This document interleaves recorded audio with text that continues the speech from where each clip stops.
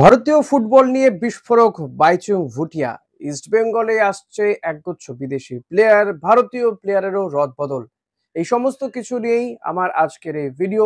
তাই বন্ধুরা, অতি অবশ্যই ভিডিও শুরুতেই বলবো যে ভিডিওটি ভালো লাগলে লাইক কমেন্ট শেয়ার করতে ভুলবেন না, চ্যানেলে নতুন হলে সাবস্ক্রাইব করে নেবেন, বেল বাটনটা প্রেস করতে ভুলবেন না। আর হ্যাঁ, যদি আপনি মেম্বারশিপ নিতে চান, জয়েন বাটনটা প্রেস করবেন। তো চলুন শুরু করা যাক আজকের ভিডিও। ভারতীয় ফুটবল নিয়ে বিস্ফোরক বাইচুং ভুটিয়া। প্রাক্তন এই ফুটবলার, আমরা জানি যে এআইএফএফ এর প্রেসিডেন্ট হওয়ার দৌড়ে ছিলেন, কিন্তু তিনি হেরে যান নির্বাচনে। ফলত তিনি এআইএফএফ এর প্রেসিডেন্ট হতে পারেননি। তার পরিবর্তে প্রেসিডেন্ট হন কল্যাণ চৌবে। দুজনেই প্রাক্তন ফুটবলার। তবে হ্যাঁ, বাইচুং ভুটিয়া আর কল্যাণ চৌবের যদি কোয়ালিটি বা অন্যান্য দিকগুলো ভাবা হয়, তাহলে অনেক যোজন ওপরে থাকবেন বাইচুং ভুটিয়া। কিন্তু এই কল্যাণ চৌবে তিনি প্রেসিডেন্ট হওয়াতে যেভাবে ভারতীয় ফুটবল চলছে তাতে মোটেই খুশি নন বাইচুং ভুটিয়া। ভারতীয় দল এই কিছুদিন আগেই বাংলাদেশের বিরুদ্ধে ড্র করেছে। বাংলাদেশ ফিফা র্যাঙ্কিং এ 185 নম্বর দল। আর সেই ম্যাচ খেলার জন্য ডেকে নিয়ে আসা হয়েছিল সুনীল ছেত্রীকে। 40 বছরের এই স্ট্রাইকার তার অবসর ভেঙে তিনি দলে যোগ দিয়েছিলেন। তিনি দেশের প্রতি কমিটেড, এতে তার কোনো ভুল দেখি না আমি। কিন্তু কোচ তিনি ভবিষ্যতের দিকে না তাকিয়ে তিনি ডেকে নিয়ে এলেন সুনীল ছেত্রীকে, কি না এএফসি এশিয়ান কাপ কোয়ালিফাইং রাউন্ডের ম্যাচ খেলানোর জন্য। সুনীল ছেত্রী মালদ্বীপের বিরুদ্ধে ফ্রেন্ডলি ম্যাচে গোল তো পেলেন, কিন্তু বাংলাদেশের বিরুদ্ধে গুরুত্বপূর্ণ ম্যাচে গোল পেলেন না। বাইচুং ভুটিয়া বলছে এই পরিকল্পনাই তো ভুল। কারণ আগামী 2027 সালে হবে এএফসি এশিয়ান কাপ। যদি ভারত কোয়ালিফাইও করে, তাহলে কি সুনীল ছেত্রী খেলতে পারবেন? উত্তর বোধহয় না। যদি নাই হয়, তাহলে কেন আমি নতুন কারো খোঁজ করব না, নতুন কোনো স্ট্রাইকারকে তুলে আনার চেষ্টা করব না, এটা তিনি বলছেন। মানালো মার্কোসকে দিয়ে যে তিনি যে কোচিং করাচ্ছেন, এতে ভারতীয় ফুটবলের কোনো ভবিষ্যৎ নেই বলে তিনি দেখছেন। আর যে কথা এই কল্যাণ চৌবে বলে বেড়াচ্ছেন মিডিয়াতে, যে ওভারসিজ প্লেয়ারদেরকে আনার চেষ্টা করা হচ্ছে, প্রবাসী ভারতীয়দেরকে নিয়ে আসার চেষ্টা করা হচ্ছে ভারতীয় ফুটবল টিম শক্তিশালী করার জন্য, তার এই বক্তব্য নিয়েও তিনি কটাক্ষ করতে ছাড়েননি। তার বক্তব্য যে ভারতে তো দ্বিনাগরিকত্ব নেই, ডুয়েল সিটিজেনশিপ নেই। কল্যাণ চৌবে কি ভারত সরকারের সঙ্গে কথা বলেছেন এই বিষয়টি নিয়ে? আদৌ প্রধানমন্ত্রী, স্বরাষ্ট্রমন্ত্রীর সঙ্গে কথা বলেছেন, নাকি শুধু হাওয়ায় হাওয়ায় কথা চলছে আর কি, ভাসিয়ে দেওয়া একটা কথা? ভারতীয় দল লাগাতার ব্যর্থ হচ্ছেন, প্লেয়ার স্কাউটিং ঠিকঠাক হচ্ছে না। মানালো মার্কুয়েজের ভূমিকা নিয়ে প্রশ্ন উঠেছে, তার দায়বদ্ধতা নিয়ে প্রশ্ন উঠেছে। ভারতীয় ফুটবলের টাকা নেই, এআইএফএফ এর কাছে টাকা নেই, ফলত টুর্নামেন্টগুলো সেভাবেই চলছে, টিম করে চলছে আই লিগ। এই জায়গায় দাঁড়িয়ে কিন্তু বাইচুং ভুটিয়া বলছেন কোথাও কোনো পরিকল্পনারই ছাপ নেই। একটা ভিশন 2047 এর কথা বলা তো হচ্ছে, কিন্তু তাতে কি হবে এবং এই ভিশন 2047 গিয়ে ভারতীয় দল কোথায় পৌঁছবে, কিভাবে পৌঁছবে, তার কোনো রূপরেখা তৈরি নেই। সবটাই পুরো হাওয়ায় হাওয়ায় চলছে। হবে একটা ওই ফানুস ঝোলানো হচ্ছে। ফলত কোনোভাবেই সুখী নন, খুশি নন ভারতীয় দলের পারফরমেন্স নিয়ে। ভারতীয় ফুটবল যেভাবে চলছে, তার বক্তব্য যে আগামী 1000 বছরেও ভারতীয় ফুটবল এগোবে না এভাবে যদি চলে। বুঝতে পারছেন? বাইচুং ভুটিয়া, যিনি বিদেশেও কিছু ফুটবল খেলে এসেছেন এবং পাহাড়ি বিচে তাকে বলা হতো এমনি এমনি নয়, যথেষ্ট লড়াকু ফুটবলার ছিলেন। হ্যাঁ, তিনি রাজনীতিতে আসতে চেয়েছিলেন, কিন্তু সুবিধে করে উঠতে পারেননি। তাকে নানা ব্যক্তি নানা রকম কথাবার্তা বলে থাকেন, কিন্তু তার জায়গাতে তিনি ঠিক। তিনি যেভাবে একজন উচ্চ মানের ফুটবলার হয়েছেন, যেভাবে ভারতীয় দলকে দীর্ঘদিন টেনেছেন এবং সমস্ত প্রধানের হয়েই তিনি খেলে গিয়েছেন, মোহনবাগান, ইস্টবেঙ্গলের হয়ে খেলেছেন, যে সার্ভিস তিনি দিয়েছেন, তাতে বাইচুং ভুটিয়ার কমিটমেন্ট নিয়ে কোথাও কোনোদিন একটা কথাও ওঠেনি। তো এহেন ফুটবলার, তিনিও কিন্তু বলছেন যে সুনীল ছেত্রী বড় মাপের ফুটবলার, কিন্তু তার আর কিছু দেওয়ার নেই নতুন করে।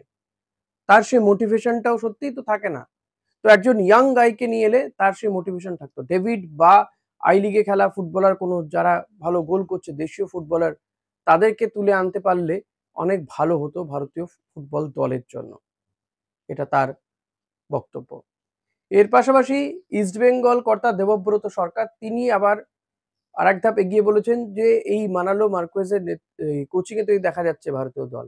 ভারতীয় দলের যা সাম্প্রতিক পারফরমেন্স তার জন্য বিদেশি কোচের কোনো দরকার নেই। মাত্র গত কয়েকদিন আগে আমি ঠিক এই ধরনের কথাই বলছিলাম যে দেশীয় কোচ নিয়ে আসা হোক, তাতে সব দিকই বাঁচে। এক, খরচাটা অনেকটা কমে যায়। দুই, সেই টাকাটা বরং ফুটবলারদের পেছনে ব্যবহার করতে কাজে লাগবে, বা স্কাউটিং এর কাউকে ব্যবহার করা হোক যিনি এই ফুটবলার বেছে তুলে নিয়ে আসতে পারবে, ভারতীয় দল শক্তিশালী করতে পারবে। তো দেবব্রত সরকার ভারতীয় কোচদের মধ্যে তার পছন্দ এক্ষেত্রে খালেদ জামিল। নিঃসন্দেহে খালেদ জামিল, তিনি বড় মাপের কোচ, তিনি সেটা প্রমাণ করেছেন বারবার। এবারে যে আইএসএল চলছে না, একমাত্র স্বদেশী কোচ, এই এত বিদেশি কোচদের মধ্যেও তিনি কিন্তু উজ্জ্বল ভূমিকা পালন করেছে, প্লে অফে গিয়েছে জামশেদপুর। তো এই খালেদ জামিল, সঞ্জয় সেনদের যদি একসঙ্গে দায়িত্ব দিয়ে দেওয়া হয় তাহলে তো ভালো হবে, ভারতীয় ফুটবলের জন্য নিঃসন্দেহে ভালো। সঞ্জয় সেন সদ্যই বাংলা দলকে চ্যাম্পিয়ন করেছে এতগুলো রাজ্যের বিরুদ্ধে খেলে, এবং বাংলা দল যথেষ্ট দাপটের সঙ্গে খেলেছে। তো এই কোচগুলোকে যদি আমরা, এই কোচদেরকেও লালন পালন না করি, তাদেরকে সুযোগ না দিই, তাহলে ভারতীয় দল কবে আর উন্নতি করবে? ওয়ার্ল্ড কাপ খেলবে কবে? আমরা তো আর দেখে যেতে পারবো না। আমি জানি না অনেক ছোট ছোট ভাইয়েরাও দেখেন, ভাই বোনেরাও দেখেন, তারাও দেখতে পারবেন কিনা। ভারতীয় ফুটবল দল কোনোদিন ওয়ার্ল্ড কাপ খেলছে, এটা কি আমরা সত্যি দেখতে পারবো না? আপনারা কি মনে করেন জানান। এইটা নিয়ে কেন কেউ মাঠে নামে না? এই বিষয়গুলো নিয়ে কেন ভারত সরকারও নজর দেয় না? অন্যান্য দেশ তাদের খেলাধুলা নিয়ে যথেষ্ট গুরুত্বপূর্ণ ভূমিকা নেয়। ভারত 2036 সালে অলিম্পিক্স করার জন্য বিট করছে, চাইছে যে অলিম্পিক হোক। ভারত তো অলিম্পিকেও খেলতে পারে না ফুটবলে।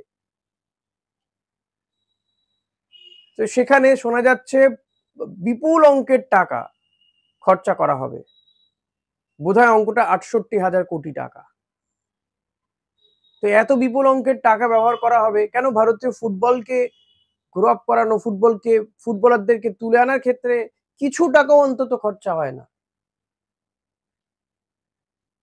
ভারতে অলিম্পিক হবে, নো ডাউট, এটা ভালো খবর যদি হয়, যদি ভারত সেই সুযোগটা পায়, নো ডাউট ভালো খবর। কিন্তু অলিম্পিকে সব বিভাগে ভারত কি পার্টিসিপেট করতে পারবে? পারবে না তো। সব রাজ্য কি অলিম্পিক আয়োজন করার সুযোগ পাবে? পাবে না তো। নাকি সেখানেও আমরা ওরা দেখা হবে? এগুলো তো বড় প্রশ্ন। তাই আমি বলবো এখনো সময় অনেক আছে, ভারতীয় কোচের হাতে দিয়ে দেওয়া হোক ভারতীয় টিম, এবং ভালো ফুটবলার তুলে নিয়ে আসা হোক। আমরা এখন এএফসি এশিয়ান কাপে কোয়ালিফাইং করব কি করব না তার জন্য আমরা তুলে নিয়ে আসছে সুনীল ছেত্রীকে খেলাচ্ছি অবসর ভেঙে। তাহলে বাইচুং ভুটিয়া নয় কেন? তারাও তো একটু আধটু ফুটবল খেলছেন, তো তাদেরকেও খেলিয়ে দেওয়া হোক। এভাবে হতে পারে না, কোনো দেশ এভাবে ফুটবলে এগোতে পারে না। এটা বহুদিন আগে আমি বলেছি। ভারত পেছনের দিকে হাঁটছে, আর তার ফলে র্যাঙ্কও পেছোচ্ছে। বাংলাদেশের মতো দলকে আমরা হারাতে পারছি না, ড্র করে সন্তুষ্ট থাকছি। ভাগ্য ভালো বলছে, কোচ বলছে, ভাবুন, কোচ বলছে যে প্রথম হাফে আমরা গোল খেয়ে যেতে পারতাম। তিনি দেখাচ্ছেন তিনি দলের ছেলেদের প্রতি তিনি ক্ষুব্ধ। আরে ভাই, আপনি কি টিম তৈরি করেছেন? কাদের তুলে নিয়ে এসছেন? সম্ভাবনাময় প্লেয়ারগুলোকে আপনি ছেটে দিয়েছেন। যে ছেলেটি আগের ফ্রেন্ডলি ম্যাচে ম্যান অফ দ্য ম্যাচ হলেন, নাওরেম মহেশকে আপনি নামালেন না ফার্স্ট হাফে। তা আপনি এর থেকে ভালো কিছু আশা কি করে করেন? তাই না? এবার আসা যাক, যাই হোক, আপনারা কি মনে করছেন এই বিষয়টা অতি অবশ্যই জানাবেন। এবার আসা যাক ইস্ট বেঙ্গলের খবরের দিকে। থাংবই সিংটো তিনি ইতিমধ্যেই শহরে চলে এসেছেন। শুক্রবার দিনই তিনি শহরে এসেছেন, আর কয়েকদিন পরে অস্কার বুজোও তিনি আসবেন। থাংবই সিংটো স্পোর্টস ডিরেক্টর হচ্ছেন। বোঝাই যাচ্ছে যে থাংবই সিংটোকেই এই প্লেয়ার বাছাইয়ের ক্ষেত্রে, বিশেষ করে ভারতীয় এবং বিদেশি প্লেয়ার নিয়ে আসা, কাকে নেওয়া হবে কাকে ছাড়া হবে, এই সমস্তগুলো তিনি গোটা বিষয়টি দেখবেন। অস্কার বুজোর সঙ্গে তিনি লিয়াজও করবেন, পাশাপাশি ইমামি কর্তাদের সঙ্গে তিনি লিয়াজও করবেন। তো এই অময় ঘোষাল, তিনি হয়তো চাকরিটা বাঁচিয়ে রাখবেন কিন্তু ইনঅ্যাক্টিভ থাকবেন। কতদিন তিনি এভাবে থাকতে পারবেন আমার জানা নেই, বা ইস্টবেঙ্গল ক্লাব তাকে কতদিন এভাবে রেখে বসে বসে পয়সা দেবে আমারও জানা নেই। তো যতক্ষণ না জানা নেই ততক্ষণ কিন্তু ইমামি কর্তারা তাকে রাখতে চাইছেন না, অস্কারও তাকে রাখতে চাইছেন না। তাই থাংবই সিংটোকে নিয়ে আসা। থাংবই সিংটোর হাতে ইতিমধ্যে অস্কার ধরিয়ে দিয়েছেন একগুচ্ছ প্লেয়ারের তালিকা। সেই মতো কাজ চলছে, বেশ কিছু ভারতীয় ফুটবলারের সঙ্গে কথাবার্তা চলছে। শোনা যাচ্ছে যেহেতু এই থাংবই সিংটো হায়দ্রাবাদ দলের কোচ ছিলেন, প্রাক্তন কোচ তিনি। এই হায়দ্রাবাদ দলটা ভাঙতে চলেছে। সেখান থেকে একাধিক প্লেয়ারকে নিয়ে আসা হচ্ছে। রাইট ব্যাক বা রাইট উইং, লেফট ব্যাক এই প্লেয়ারদেরকে কথাবার্তা চলছে, তাদেরকে নিয়ে আসার চেষ্টা চরিত্র হচ্ছে। এর পাশাপাশি অস্কার তিনি যে বিদেশি চেয়েছেন তার মধ্যে প্রথম ৩ জনই কিন্তু অস্কারের অতি পছন্দের তার প্রিয় ছাত্র। রবসন রবিনো, মিগুয়েল ফেরেরা এবং গফুরভ। এই ৩ জনকে অস্কার ভীষণভাবে চাইছেন। কিন্তু এই ৩ জনের যে ডিমান্ড, তাদের যে চাহিদা সেটা পূরণ করা নিয়ে একটু কথাবার্তা চলছে। এটা নিয়ে একটা দড়ি টানাটানি চলছে বলা যেতে পারে। তো এখন সেটাকে যতটা ফুলফিল করা যাবে সেই বুঝেই কিন্তু প্লেয়ারদের আনা হবে এবং এক্ষেত্রে ক্লিটন সিলভা কিংবা রিচার্ড সেলিসদের কপাল পুড়তে চলেছে, খুব স্বাভাবিক এটা। তো অস্কার চাইছেন এবং তিনি যে বিদেশিদের তালিকা দিয়েছেন তাতে কিন্তু এই প্রথম ৩ জন কিন্তু তার প্রিয় ছাত্র এবং এই ৩ জন কথা আপনাদের আগেও আমি ২ জনের কথা বলেছি, গফুরভের কথা আগেও বলেছিলাম। তো উইন্টার ট্রান্সফার উইন্ডোতে তার কথাবার্তা হচ্ছিল, কিন্তু আবারও তাকে নিতে চাইছেন এবং এদের প্রতি অস্কার যে কতটা দুর্বল, তাদেরকে টিমে আনার জন্য তিনি যে কতটা মরিয়া সেটা বোঝা যাচ্ছে তার এই তালিকা দেওয়া থেকে। এবং এই গোটা বিষয়টাই কিন্তু থাংবই সিংটো অস্কার তারা মিলে ঠিক করবেন। অস্কারও চলে আসছেন খুব সম্ভবত 3rd এপ্রিল অস্কার চলে আসবেন, তারপরে একে একে প্লেয়াররা চলে আসবে এবং 4 এপ্রিল থেকেই হয়তো ইস্টবেঙ্গল প্র্যাকটিসে নেমে পড়বে। আগামী সপ্তাহ থেকে প্র্যাকটিসে নেমে পড়বে ইস্টবেঙ্গল সুপার কাপের জন্য। সুপার কাপ হবে 21শে এপ্রিল থেকে, তবে তারপরে কি সূচি সেটা কিন্তু এখনো পর্যন্ত দিয়ে উঠতে পারেনি এআইএফএফ। দেখা যাক কবে তারা দিয়ে উঠতে পারেন। তো যত দ্রুত দিতে পারবেন ততই ভালো হবে ক্লাবগুলো। তবে ইস্টবেঙ্গল তারা তাদের প্রথম ম্যাচ খেলতে নামবে কেরালা ব্লাস্টার্সের বিরুদ্ধে। কেরালা ইতিমধ্যে তাদের টিমের কোচ বদল করেছে এবং ইস্টবেঙ্গল দেখা যাক, তারা যথেষ্ট ভালো টিম এবং সমস্ত প্লেয়াররা যারা চোটাঘাতে জর্জরিত ছিলেন তারা চোটাঘাত মুক্ত হয়েছেন। আশা করা যায় যে তারা ফুল ফর্মে খেলতে পারবেন এই ম্যাচটা এবং কেরালাকে হারিয়ে পরের রাউন্ডে যেতে পারবে ইস্টবেঙ্গল এবং পরের রাউন্ডে কিন্তু ডার্বি হওয়ার সম্ভাবনা প্রবল, কারণ মোহনবাগান খেলবে যারা আই লিগের 3rd পজিশনে থাকা দল, তাদের সঙ্গে মোহনবাগান খেলবে। তো মোহনবাগান সেই ম্যাচটা জিতে যাবে, এটা খুবই এক্সপেক্টেড। যদিও যেহেতু ফুটবল খেলা বা খেলা, সেখানে আনএক্সপেক্টেড অনেক কিছু ঘটনা ঘটতে পারে। যদি তেমন কিছু না ঘটে তাহলে মোহনবাগান ইস্টবেঙ্গল 2nd রাউন্ডে দেখা হতে পারে, যদি ইস্টবেঙ্গল কেরালা ব্লাস্টার্সকে হারাতে পারে।